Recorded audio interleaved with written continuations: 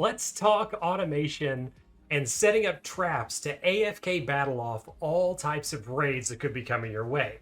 Now, currently, welcome to my settlement. I am in post-game after defeating the final boss. No spoilers or anything like that. I won't mention it by name, but I defeated the current available final boss, which means I am on the hardest possible tier of difficulty when it comes to raids. So I wanted to have something that not only was able to defeat the current hardest level of raids that you can get in the game, but something that would also be a little bit future-proof for raids to come. Introductions are in order. I am Nick, this is Nerd Parade, and thank you for coming to hang out with me today.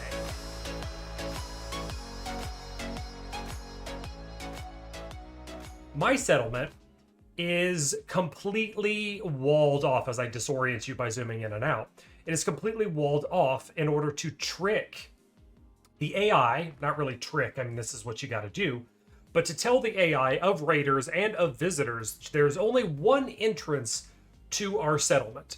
And this being my main settlement, I want to make sure that it is very well protected. And in the event that I maybe AFK, can't make it back for a raid, I want to know that it can survive without losing any settlers along the way. So enter our crazy contraption here.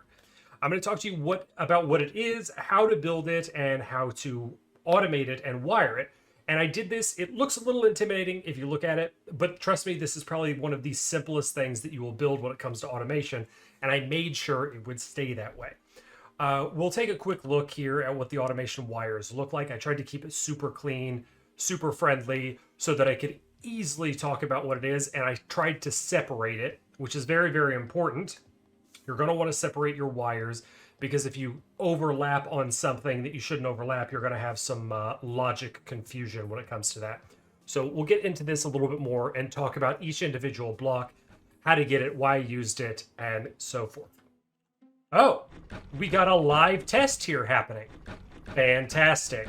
So I just recently upgraded this and haven't had the chance to test it on the final wave of raiders. So this is going to be a live test as I'm getting raided now when I'm currently talking about this build. So quickly as the raiders are approaching and they're going to be gathering somewhere, and I'll see them on the map shortly, I'm going to talk about the blocks while we wait on them. So the floor tile, which is not really that important, but it's kind of a nice little touch, it's mud.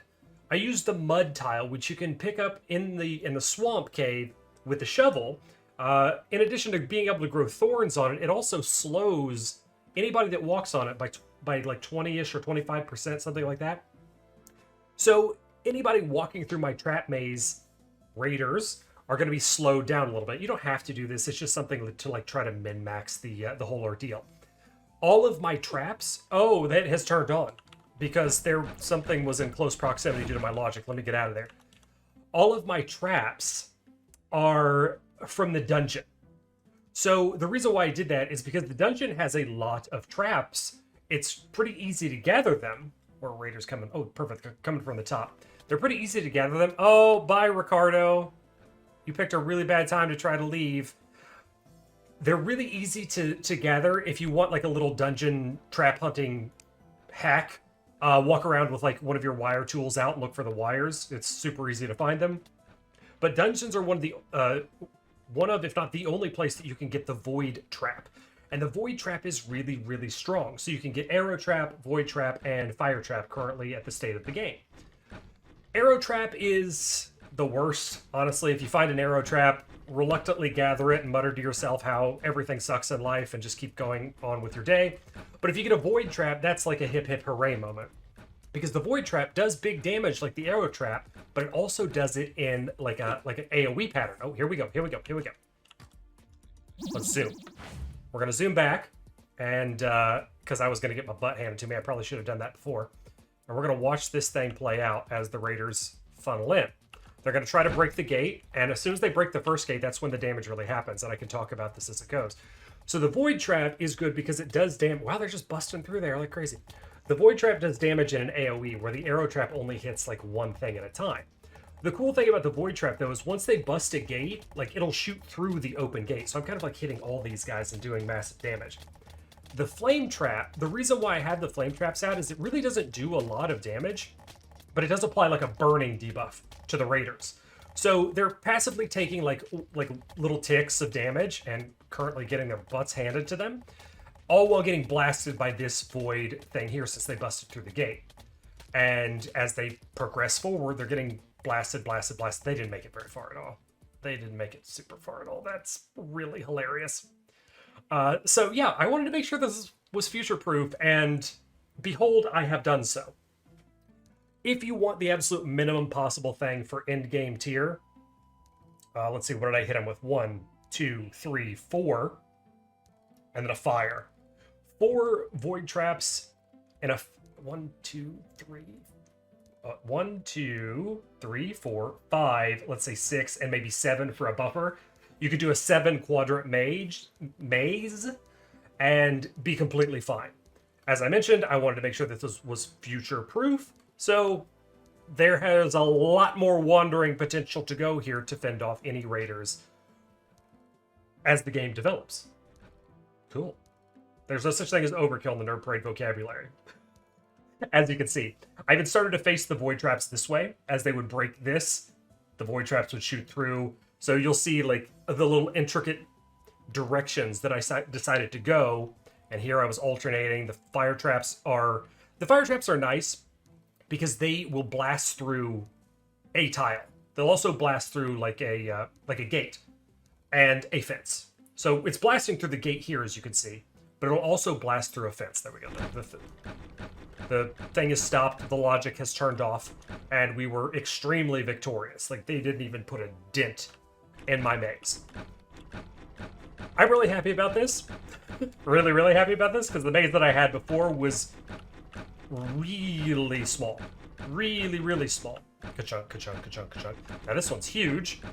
And we... Oh no! I'm being murdered by zombies in the proximity of my base. Get out of here. I'm trying to do a video. They don't respect me. Let's go through and close all these. So in the event of another raid, we're not going to get absolutely Giga Blast. Oh, I missed one. Can I get it from here? I can. Oh, yes, that's the best. Now that I've gone over the tiles of the maze and the absolute immense amount of overkill, no such thing as overkill in our vocabulary, you got to remember that. So the not overkill at all, the perfect, reasonable amount of damage. This is my gauntlet of nobody is going to penetrate my fortress, and I can go AFK, and even if I go AFK all night and 2 or 3 raids happen, I am going to be totally fine. I don't think they're going to get in. And that's the fantastic part. Now we have to talk about the logic setup and how I achieve this. And again, we'll show off we'll use our cutter here. And in order to achieve this, I built the maze first, and I highly suggest you do the same if you're building any type of like murder maze for raiders. I highly suggest you build the maze first and then wire it last. The reason why is you want your completed maze, and you want to be very careful with the wiring so you don't accidentally wire a gate to open up when your raiders are there and your logic kicks in and it's a proximity thing and the gate accidentally opens up for a raider. That's kind of an uh-oh moment. You really don't want that. So let me bring out my homies. Come, homies. Murder things that are bothering me. So be careful with your wiring. This is completely automated in the sense that it's set up with sensors and proximity. And the reason why I have the sensors placed in the area that they are... Let's put that back in my inventory. Is because the sensor maximum range... I'll pick it up. And we'll put it down. And then we'll edit. The reason why I picked it up and put it down because it's going to reset it. And now we'll edit.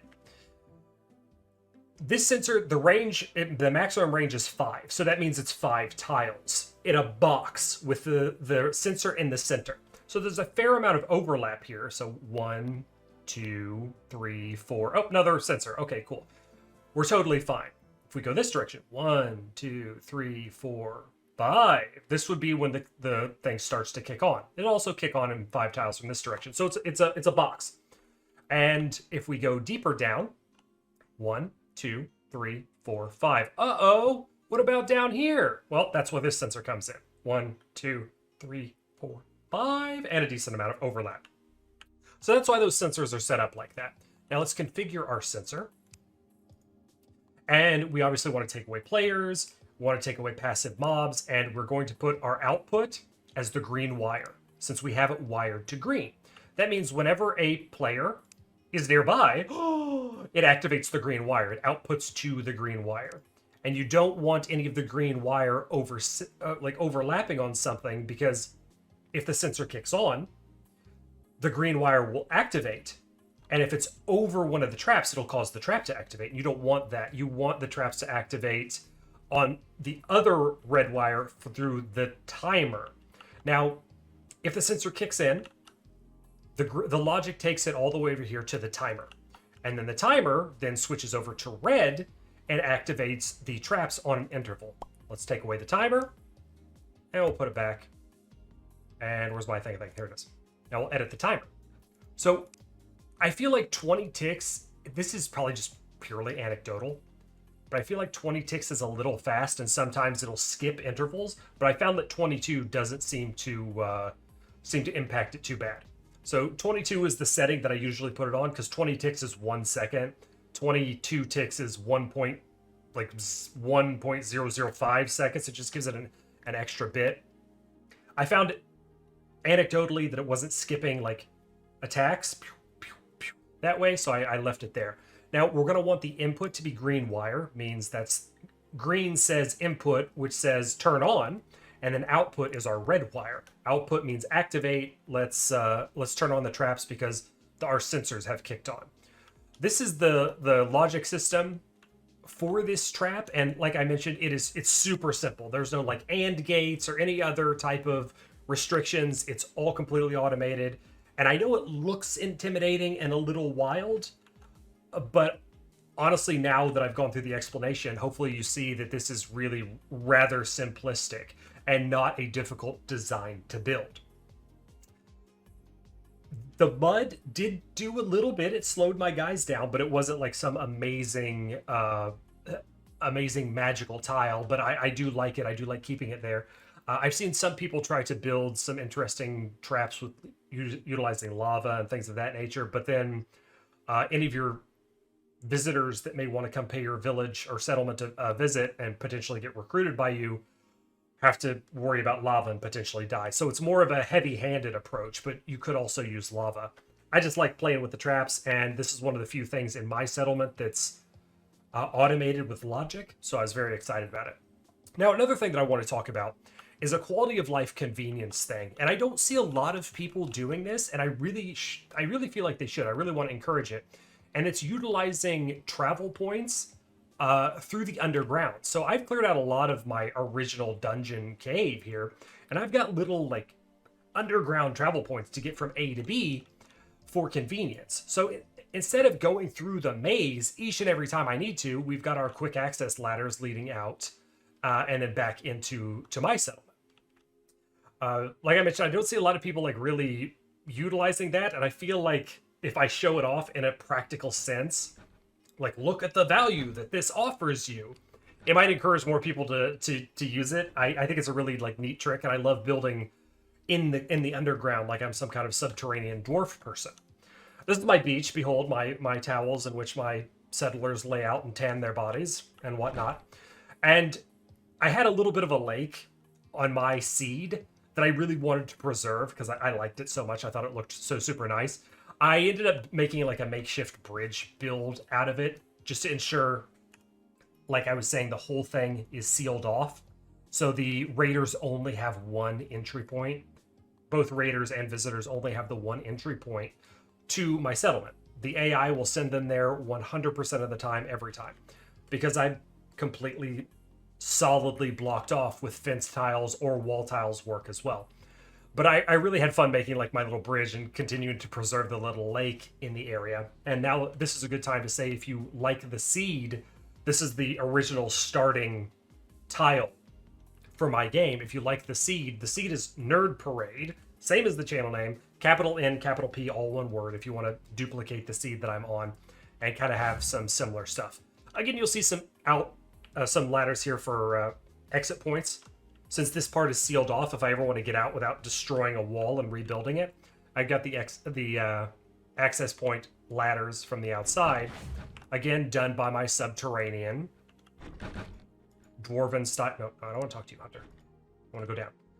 My subterranean dwarven style build, which is really just a underground highway that I had considered putting down like a minecart for, but I honestly, I don't care that much for the minecarts. I just really don't. So another quick access point. This was something that I was really excited to do after kind of like beating, I use air quotes because it's still early access at the current moment that I'm playing and recording, the current final boss that's available. I feel like there's going to be a lot more coming our way. There's going to be a lot more on our plate, and then the raids are going to get stronger and stronger. But this was one of the things that I wanted to check off my bucket list, essentially making sure that I got done for future-proofing my settlement. At least my main settlement. The other settlements are expendable, we'll say. I hope you guys enjoyed this video. If it was helpful to you, if it gave you some building ideas, or if you just like my settlement, please let me know by tagging the thumbs up button and leaving a comment below. If you'd like to share settlement screenshots or ideas, check out NerdParade's Discord, which is discord.gg/nerdparade. And you can join in the channel and share your cool build ideas or tests, ask questions about logic. This, again, is a very simple logic setup, and I did that on purpose because I wanted to make it as easily duplicatable as possible and not get all like crazy with some super bells and whistles. But now that I've dabbled with the logic, maybe I will do something super crazy and wild. This is going to do it for me for now, though. Please remember to take care of yourselves out there, stay awesome, and come and hang with me again very soon. Later.